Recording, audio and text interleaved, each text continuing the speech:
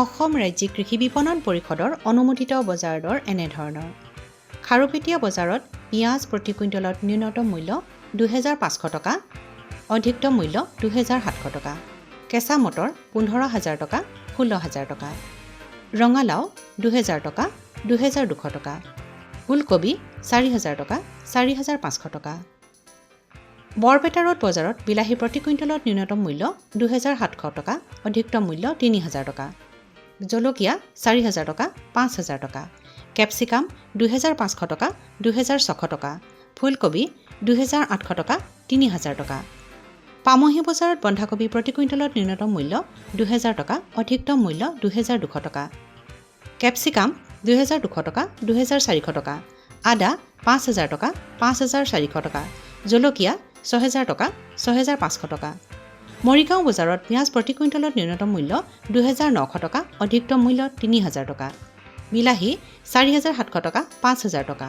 জলকীয়া ৪,০০০ টকা, ৪,৫০০ টকা। গাজৰ ৪,০০০ টকা, ৪,৩০০ টকা।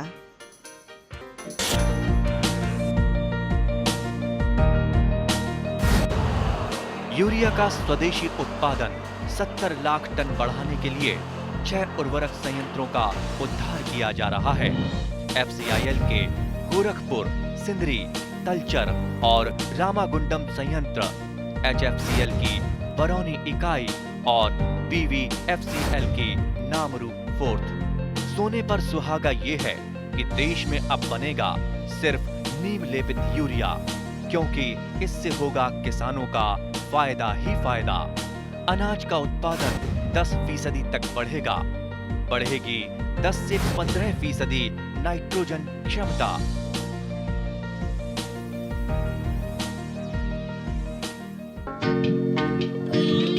मेरे प्रिय किसान बहनों और भाइयों, भांजे और भांजियों, आप सबको प्रणाम।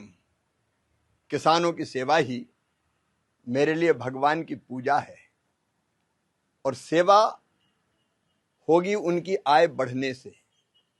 प्रधानमंत्री जी के नेतृत्व में किसानों की आय बढ़ाने के लिए कई तरह की योजनाओं पर निरंतर काम चल रहा है। बीज से लेकर बाजार तक कई योजनाएं बनाई गई है और नई कृषि पद्धतियां और नई तकनीकी का इस्तेमाल भी इसके लिए जरूरी है।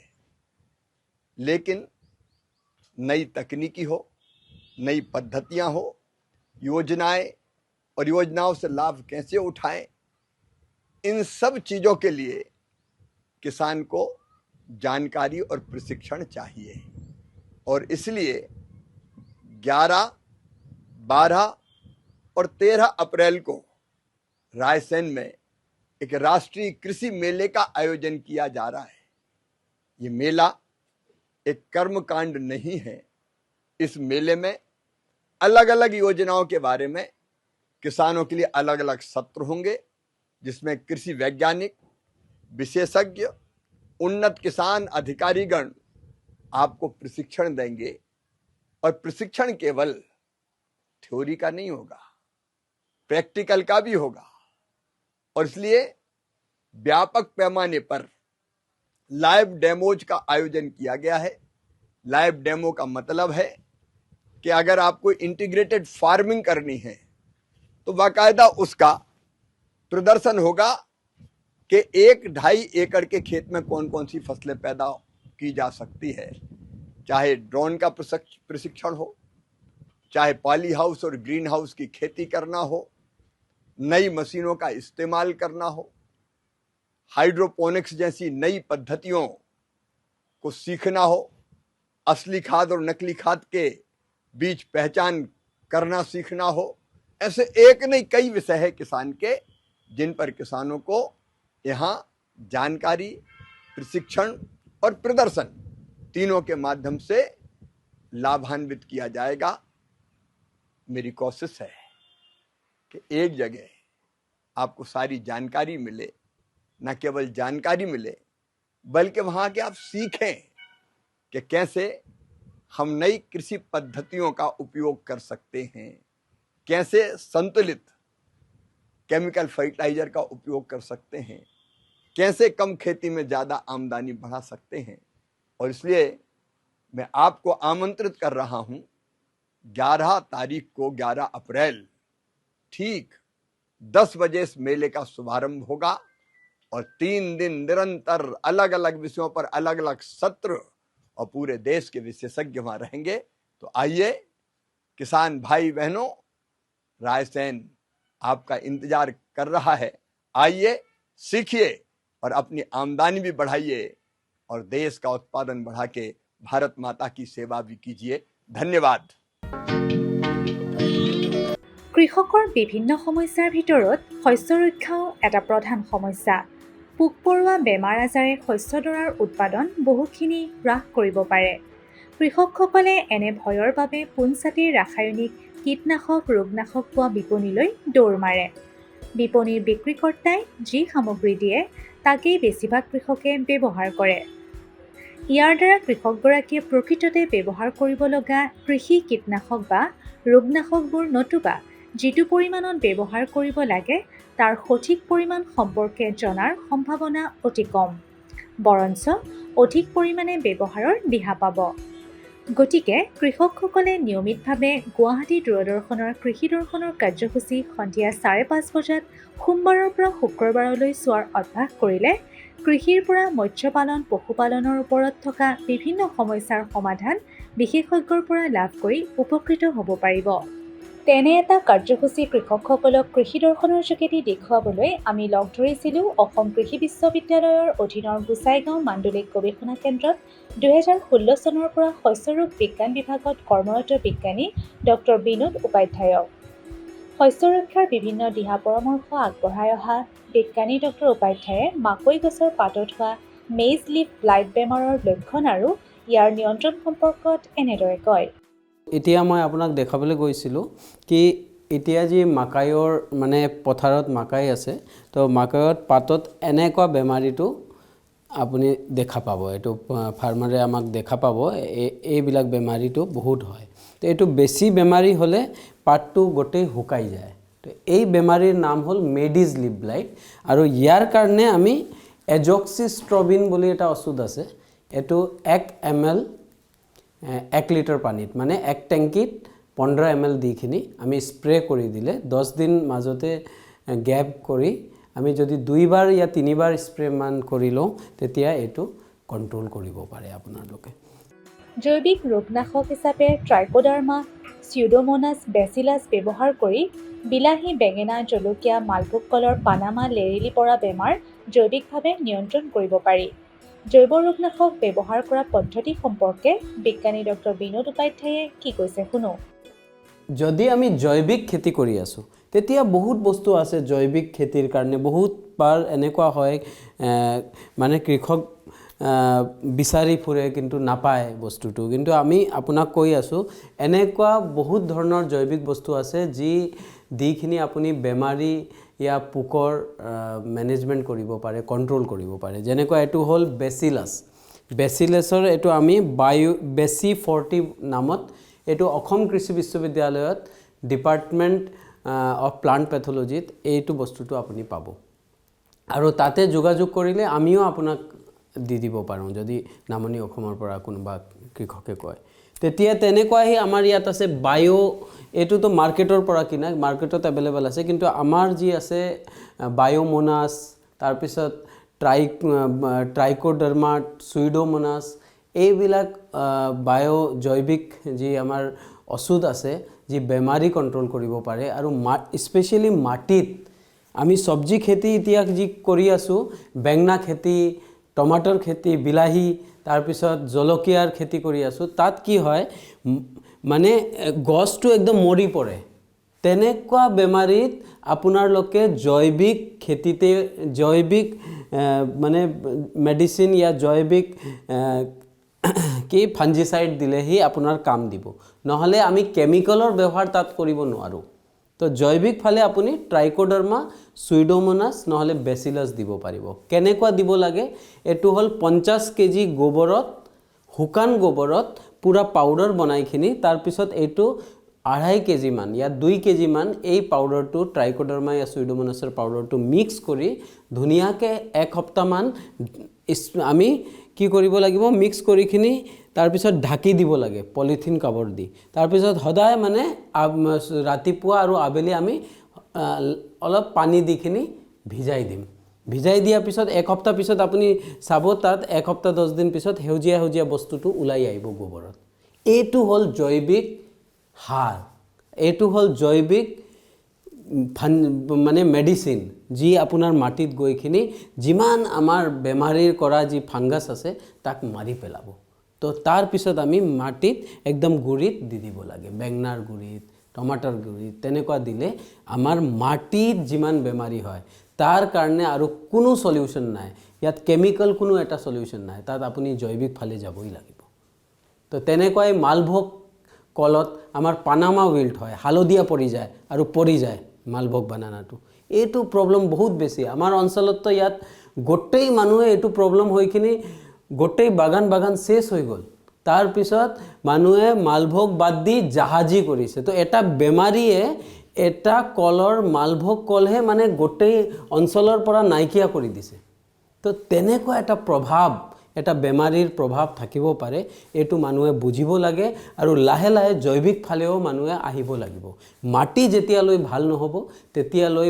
বেমাৰী কেতিয়াও ভাল নহয় পোক পৰুৱা নিয়ন্ত্ৰণৰ বাবে ফেৰোমন ট্ৰেপ ব্যৱহাৰ সম্পৰ্কে ডক্টৰ বিনোদ উপাধ্যায়ে কি কৈছে শুনো এইটো চাওক এইটো বস্তু হ'ল ফেৰোমন ট্ৰেপ মই আপোনাক ৰাতিপুৱা কৈছিলোঁ ফল আৰ্মিৱৰ্মৰ বিষয়ত তো ফল আৰ্মিৱৰ্ম এনেকুৱা এটা পোক হেউজিয়া পোক যি মানে মাকাই খেতিত বহুত ক্ষতি কৰে তাত আমি এনেকুৱা এটা ফেৰোমন ট্ৰেপ বুলি এটা বস্তু পোৱা হয় এইটো জৈৱিক কোনো কেমিক্যাল নাই ইয়াত এনেকুৱা এটা লিঅৰ বুলি এটা বস্তু আছে এটা টিউব নিচিনা বস্তু আছে এইটো যদি মই চিঙিখিনি আপোনাক দেখাব পাৰিম তেতিয়া এইটো চাওক এইটো টিউব নিচিনা বস্তু এই টিউব নিচিনা বস্তুত এটা গন্ধ আছে এইটো গন্ধ আমি নাপাওঁ কিন্তু পোকে পাব তো পোকৰ যিকেইটা মানে মহিলা ইয়া মেলবিলাক আছে এইটো ইয়াত এট্ৰেক্ট হৈ যাব এইটো গন্ধ দিখিনি ইয়াত আহি যাব আহিখিনি ইয়াত আমি অলপ পানী ভৰি লওঁ পানী অলপ দিখিনি এইটো আমি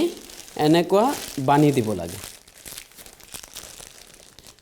ইয়াৰ ওপৰত এটা কেপ আছে এতিয়া কেপটো মোৰ ওচৰত নাই বাৰু তো এইটো কেপত আমি লগাই দিম আৰু এইটো কেপ দি ঢাকি দিম আৰু ইয়াত পানী দিম ইয়াত পানী থাকিব তেতিয়া কি হ'ব পোক আহিব গন্ধ পাব ইয়াৰ ভিতৰত সোমাই যাব পানীত পৰি যাব তো তেনেকুৱা কৰি বহুত মেনেজমেণ্ট আমি ইয়াত নিজে এক্সপেৰিমেণ্ট কৰিছোঁ কি এই ফেৰোমন ট্ৰেপ যদি আমি যেতিয়া আমাৰ পোকৰ আক্ৰমণটো বহুত কম আছে তেতিয়াই আমি যদি লগাই দিওঁ তেতিয়া আমাৰ এইবিলাক জৈৱিক বস্তু দিখিনি আমি কন্ট্ৰোল কৰিব পাৰোঁ কিন্তু যদি বহুত বেছি হৈ যায় তাৰ পিছত দিলে কিন্তু ইমান আপুনি এফেক্টটো নাপাব ইয়াৰ পিছত আমি জৈৱিকৰ ফালেতো আমি গ'লো তেনেকুৱাই ইয়াতো আছে আৰু এটা ফেৰোমন ট্ৰেপ এইটো আপুনি চাব বেলেগ ধৰণৰ ইয়াতো আপোনাৰ বিস্কিট নিচিনা বস্তু আছে এই বিস্কিটটো আমি চিঙিখিনি ইয়াত ভৰাই দিব লাগে ভৰাই দি আমি এনেকুৱা কৰি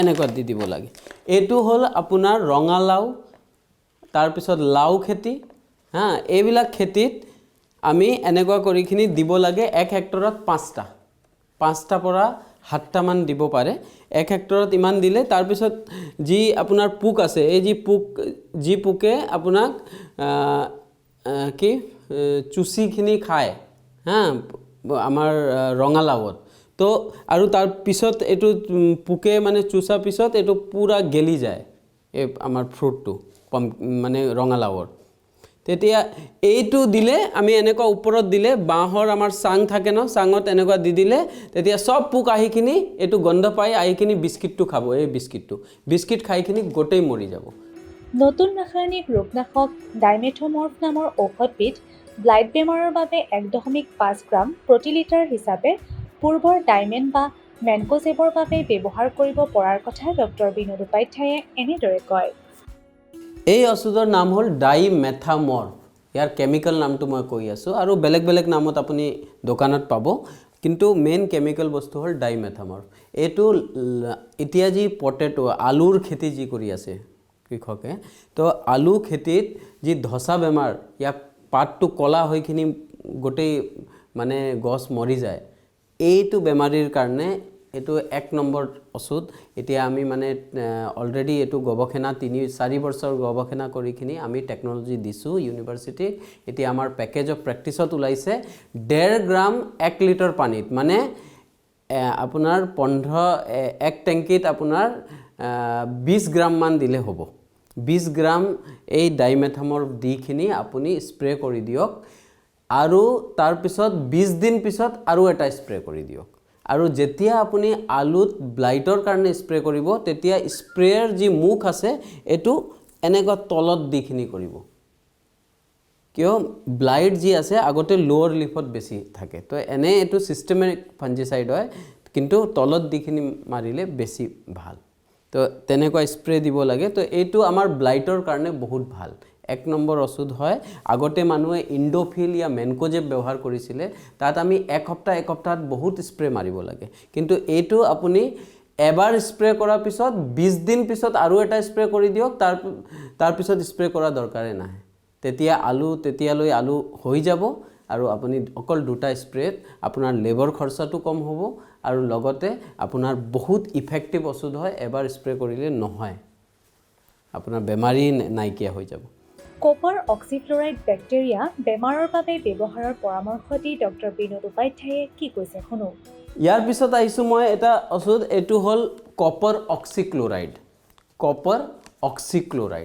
তো এটো ব্লাইটক্স তাৰ পিছত মেনকপ বেলেগ কোম্পানীয়ে বেলেগ নামত দিয়ে তো এটো আমাৰ ব্যাকটেৰিয়াল যিমান বেমাৰ হয় ব্যাকটেৰিয়া মানে যদি আমি ইভেন আমাৰ টমাটৰ খেতিত या সবজি খেতিত চাও কি তলত গুৰিত মানে গুৰিটো একদম গেলা নিচিনা হৈ গৈছে তো তেনেকুৱা গেলা হৈ গলা মানে এটো ব্যাকটেৰিয়াৰ ইনফেকশন হৈছে তো ব্যাকটেৰিয়াৰ কাৰণে আপুনি বেলেগ ফাংগাস ফাঞ্জিসাইড या বেলেগ কেমিক্যাল দিলে নহব তাত আপোনাৰ ব্যাকটেৰিয়াৰ কাৰণে যি ওষুধ লাগে এটো দিব লাগে এটো হল কপাৰ অক্সিক্লোৰাইড 2.5 গ্ৰাম প্ৰতি লিটাৰ দিলে আপোনাৰ একদম কাম কৰিব 2.5 গ্ৰাম 2.5 গ্ৰাম প্ৰতি লিটাৰ তো এক টেংকিত আপোনাৰ কিমান হ'ব আপোনাৰ 10 লিটাৰত 25 গ্ৰাম 10 লিটাৰত পানীত 25 গ্ৰাম মান এটো ওষুধ দিলে তেতিয়া আপুনি স্প্ৰে কৰি দিলে এটো লগে কম হৈ যাব আৰু মাটিত যদি ইনফেকশন আছে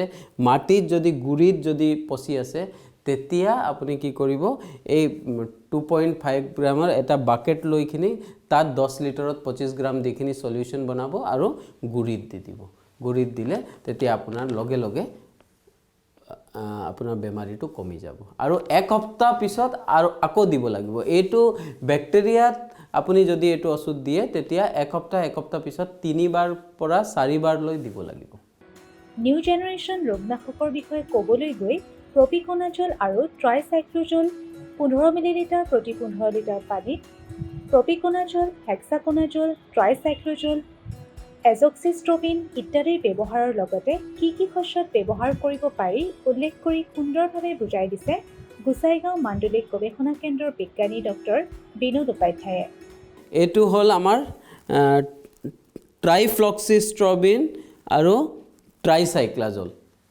এই দুটাৰ কম্বিনেশ্যনৰ প্ৰপিকনাজল আৰু ট্ৰাইসাইক্লাজল কম্বিনেশ্যনত তো যিমান পাতত দাগ লাগি যায় या ব্লাইট হয় या স্পট হৈ গৈ আছে या ধানত কিবা বেমাৰী আছে তাত আপোনাৰ ফাংগাছ বেমাৰীত এটো মাৰিলে আপোনাৰ কাম দিব কিমান দিব লাগিব 15 ml এক টেংকিত দিব লাগে তেনেকৈ আপোনাৰ এটো হল প্ৰপিকনাজল এই ওষুধটো বহুত বেছি ব্যৱহাৰ হয় আজিকালি ম্যাক্সিমাম আমাৰ যিমান fungal leaf spot leaf blight আছে তাত আমি প্ৰপিকনাজল দিছো আজিকালি আগতে বেবিষ্টিন দিছিলে কিন্তু বেবিষ্টিন আৰু মেনকোজেব যি হয় এটো ৰেষ্ট্ৰিক্ট কৰিছে কম ইউজ কৰিব লাগে কিয় তাৰ বেলেগ মানে সাইড ইফেক্ট আছে সেই কাৰণে প্ৰপিকনাজল আজিকালি নিউ জেনাৰেশ্যন ফাঞ্জিসাইডত আপুনি প্ৰপিকনাজল দিব লাগে এক টেংকিত 15 ml কে তেনেকৈ আমাৰ ইয়াত আছে হেক্সাকনাজল তো প্ৰপিকনাজল হেক্সাকনাজল ট্ৰাইসাইক্লাজল তেনেকুৱা বহুত এইটো গ্ৰুপৰ যি ফাঞ্জিসাইড হয় এতিয়া বহুত ইফেক্টিভ আৰু আমাৰ এনভায়ৰনমেন্টৰ কাৰণে ক্ষতিও কম কৰে সেই কাৰণে আমি নিউ জেনাৰেশ্যন ফাঞ্জিসাইড ইউজ কৰিব লাগে হেক্সাকনাজল এটো আপোনাৰ যি গেনোডাৰ্মা এটা তামোলত এটা বেমাৰী হয় যি ওপৰৰ পৰা শুকাই যায়। এইটো বেমাৰীত নহ'লে তামোল মাজতে ফুলি যায়, এনেকুৱা চুৱেলিং নিচিনা হৈ যায়, ফুলি যায়। মানুহে কয় তাত পানী সোমাই আছে, এইটো পানী নহয়, এইটো বাৰ্ড ৰট বেমাৰী হয়। তো এইটো বেমাৰীৰ কাৰণে আপুনি কপাৰ অক্সিক্লৰাইডৰ ইউজো কৰিব পাৰে, নহ'লে ডাইমেথামৰ্ফ। আমি ইয়াত প্ৰিলিমিনাৰী ট্ৰায়েলত চাইছোঁ কি ডাইমেথামৰ্ফ 1.5 গ্ৰাম 1 লিটাৰ পানীত দিখিনি ওপৰত মাজতে দি দিলে এইটো বেমাৰী লাহে লাহে নাইকিয়া হৈখিনি একদম নতুনকৈ পাত ওলাই আহিব। কিন্তু ফাৰ্মাৰৰ তাত কি হৈ আছে, কৃষকৰ তাত এনেকুৱা ফুলিলে কোনো মেনেজমেণ্ট নকৰিলে এইটো গোটেই গছটো মৰি যায়। তো সেইকাৰণে আপোনালোকে এইটো মনত ৰাখিব। তাৰপিছত হ'ল আমাৰ ইয়াত এজক্সিষ্ট্ৰবিন বুলি এটা ঔষধ আছে। এইটো বহুত ভাল ঔষধ। যিকোনো ধৰণৰ বেমাৰী, ফাংগাছ হ'ব লাগিব, ফাংগাছ বেমাৰীত এইটো আপুনি স্প্ৰে কৰি দিলে 15 ml পাৰ টেংকি। এক টেংকিত 15 লিটাৰ আমাৰ পানী থাকে, তো 15 লিটাৰ পানীত 15 ml আমি দি দিলে আৰু স্প্ৰে কৰি দিলে 10 দিন মূৰে মূৰে আপুনি 2-3 বাৰ স্প্ৰে কৰিব। যদি বেছি হৈছে তেতিয়া 3 বাৰ লৈ, যদি কম হৈছে তেতিয়া 2 বাৰে আপুনি স্প্ৰে কৰি দিলে আপুনি গম পাই যাব আপোনাৰ বেমাৰীটো কম হৈছে। এইখিনিতে নেনো ইউৰিয়াৰ ব্যৱহাৰ সম্পৰ্কে বিশেষকৈ গছৰ বৃদ্ধিৰ বাবে ব্যৱহাৰ কৰিব পাৰি আৰু কীটনাশক বা ৰোগনাশক, সেউজীয়া লেবেল বা নীলা লেবেল থকা কীটনাশক বা ৰোগনাশক সাৱধানতাৰে ব্যৱহাৰ কৰাৰ বাবে আহ্বান জনাই অসম কৃষি বিশ্ববিদ্যালয়ৰ অধীনৰ গোসাইগাঁও মাণ্ডলিক গৱেষণা কেন্দ্ৰৰ উদ্ভিদ ৰোগ বিজ্ঞান বিভাগৰ বিজ্ঞানী ডক্টৰ বিনোদ উপাধ্যায়ে কি কৈছে শুনো।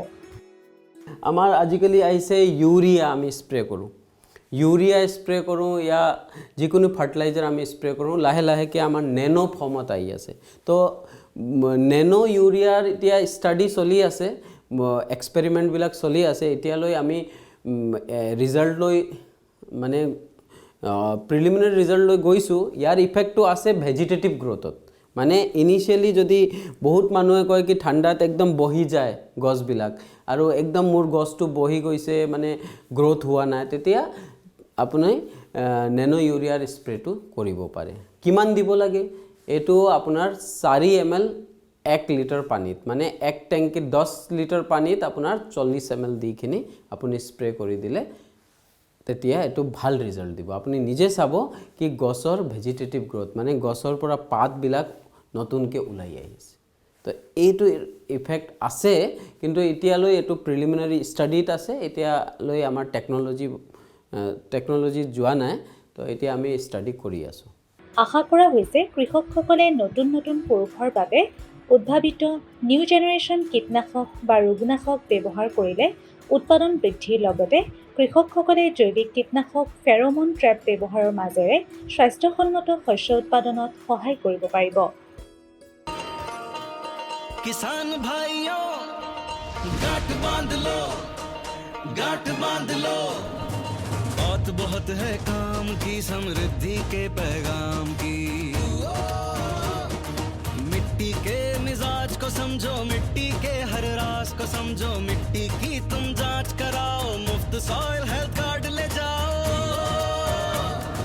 कभी मुनासिब बीज लगाओ, सही किस्म की खाद ले आओ, जितनी जरूरी उतनी डालो, सही मात्रा खुद पहचानो, इसको अपना मंत्र बना लो, मिट्टी की सेहत तो जानो। बात बहुत है काम की, कम लागत अधिक वरदान की, किसान भाइयों गांठ बांध लो। आज ही मिट्टी की जांच कराएं, राज्य सरकार के कृषि अधिकारी से संपर्क करें और मुफ्त में सॉइल हेल्थ कार्ड पाएं। कृषि और किसान कल्याण मंत्रालय द्वारा किसान हित में जारी।